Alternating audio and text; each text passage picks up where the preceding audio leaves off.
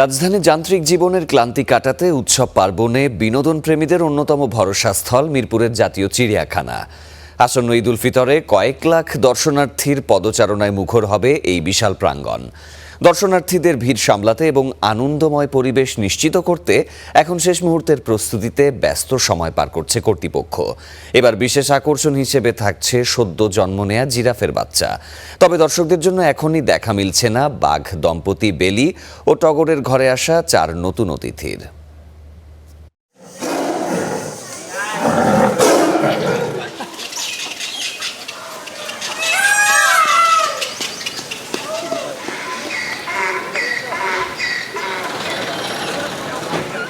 ঈদের ছুটিতে রাজধানীবাসীর অন্যতম বিনোদন কেন্দ্র মিরপুরের জাতীয় চিড়িয়াখানা।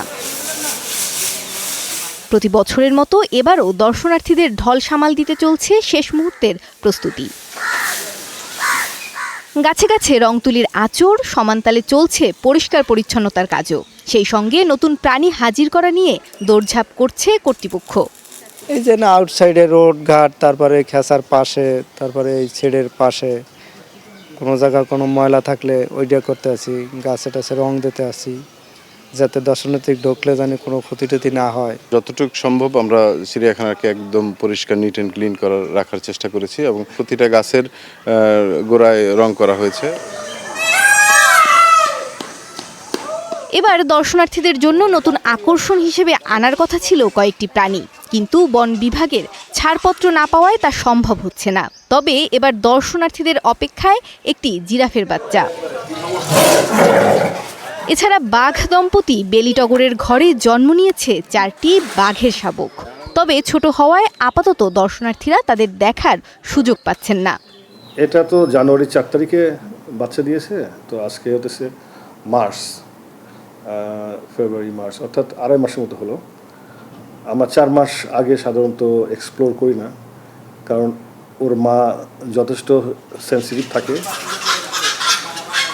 প্রতি বছরই ঈদের ছুটিতে জনতার স্রোত নামে চিড়িয়াখানায়, তাই এবারও বাড়ানো হয়েছে টিকিট কাউন্টার, জোরদার করা হয়েছে নিরাপত্তা ব্যবস্থা, আর চিড়িয়াখানাকে হকার মুক্ত রাখার উদ্যোগও নেওয়া হয়েছে। সকল আইন শৃঙ্খলা বাহিনীর লোকদের সাথে আমরা একটা সমন্বয় মিটিং করি।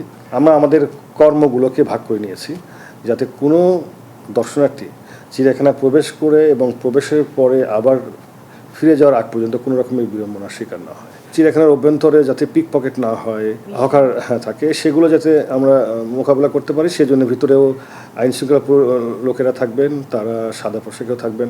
আশা করতেছি যে কোনো সমস্যা হবে না।